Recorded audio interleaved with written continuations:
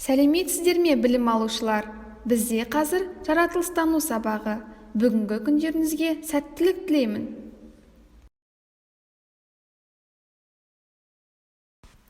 Тақырыбымызды ашу мақсатында ең алдымен жұмбақ шешіп алайық. Соңынан қалмайды, тоқтасаң тоқтайды, үйге іздеп бармайды, тығылсаң таппайды. Шешуін таптыңыздар ма? Дұрыс айтасыздар, балалар. Жұмбақтың шешуі көлеңке.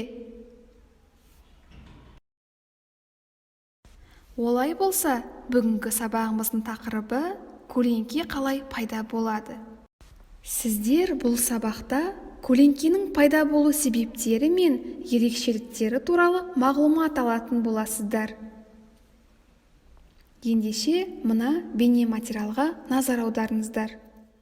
Көлеңке қалай пайда болады? 3, 4, 5, 6, 7, 8, 9, 10. 10-ға дейін санадым. Енді сендерді іздеп табамын. Уизи, сен мұндасың. Мені қалай тауып алдың? Мына жарықтың арқасында.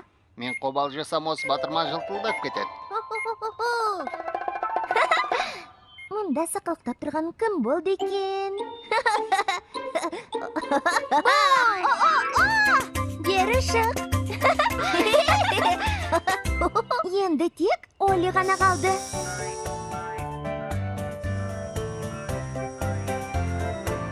Оли, қайдасың?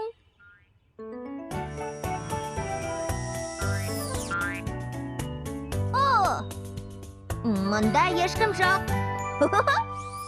Оли ешерден көрінбейді әлде, ваннада мекен. Сен осындасың ау деймін. Оли бұнда да жоқ. Уизи сені іздеп жүр.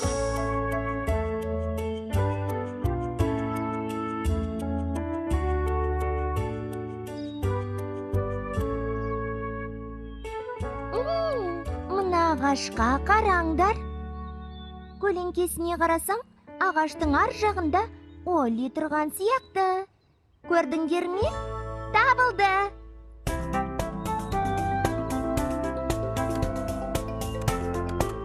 Қане бері шыға ғой. Қалай тауып алдың? Көлеңкең арқылы. Қап, көлеңкемнің кесірі екен ғой. Міне, менің де көлеңкем бар. Қызық. Көлеңке қалай пайда болады екен? Оны әкем біледі. Жүр, сұрайық. Осы бір маңайда болу керек еді. Әке, кіруге рұқсат па? Иә, бірақ байқаңдар, мына жер қараңғы.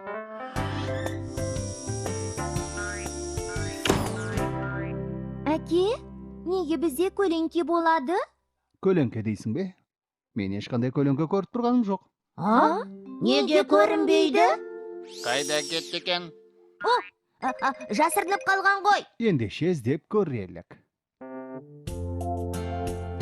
Міне біреуі. Бұл менікі.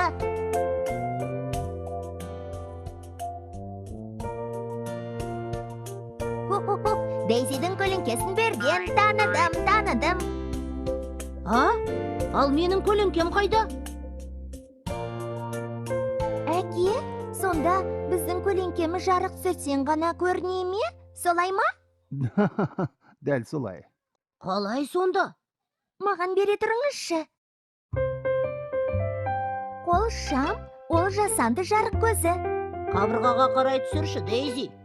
Уизидің көлеңкесіне қараңдар. Уизи, көлеңкеңді көрдің бе? Бұл, мынау сен бе? Уизидің көлеңкесі ғой. Бұл мен. Демек, қолшам жарығы қабырғаға түсірілгенде көлеңке пайда болады екен ғой. Дәл солай. Сендер қолшамсыз ақ далада көлеңкелеріңді көріп келген жоқсыңдар ба? Әке, соны да білмейсіз бе? Күн жарқырап тұрғанда қолшамның не керегі бар? Күннің жарығы барлық жерді қамтиды ғой. Сонымен көлеңке дегеніміз не екен? Біз жарыққа бөгет жасағанда Пайда болатын қараңғылық күйі. Дұрыс айтасыңдар. маған өзімнің көлеңкем ұнайды. Маған ұнамайды. Көлеңкенің бар да жасырына алмайсың. Оли, басқа ойын ойнайықшы. Мынау қандай жануар? Бұл қоян. Ал мынау ше. О, арыстан, мысық, борсық, Уф, уф. ит. Енді осы тыңдағандарыңызды басты назарға ұстай отырып, келесі тапсырмаларды орындайық. Ол үшін оқулықтағы 54-ші бетті аша қойыңыздар. Тапсырма. Материалдардың қасиеттерін салыстыр. Негеш пен Эврика кейбір материалдардың қасиетін зерттеді. Жұмыс нәтижесін сурет түрінде бейнеледі. Олардың салған суретіне қара.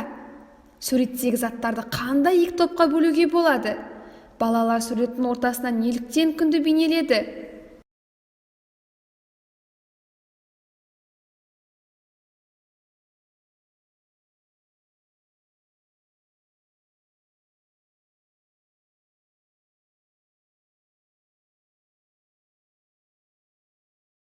Жақсы балалар, олай болса жауаптарыңызды тексере қойыңыздар.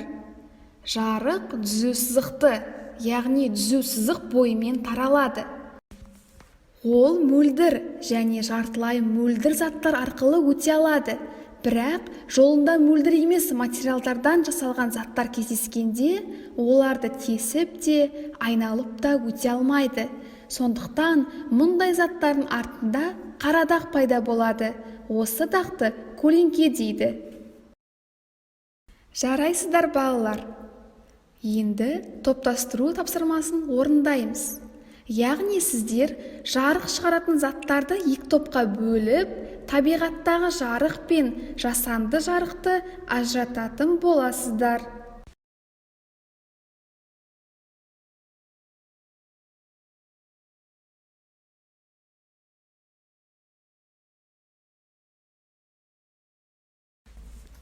Балалар, менімен бірге практикалық жұмыс орындағыларын келе ме? Ол үшін бізге қолшам және кез келген көлемді мөлдір емес дене қажет. Мысалы мен алманы алдым. Дайынсыздар ма? Ал бастаймыз. Ол үшін бізге біріншіден бөлмені мүмкіндігінше қараңғылау қажет. Екіншіден қолшамды қосып, сәулесін денеге бағыттау қажет. Үшіншіден нәтижені тіркеп және де қорытынды жасауымыз қажет. Балалар, іске сәт.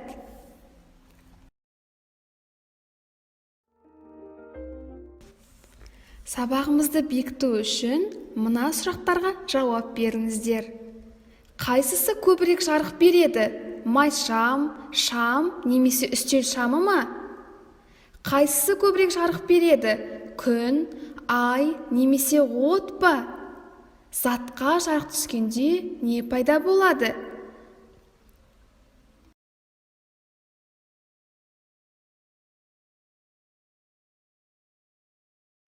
Жақсы балалар, барлығыңыз бүгінгі сабақты түсінген екенсіздер. Енді мен сіздерге мынадай үй тапсырмасын бергім кеп тұр.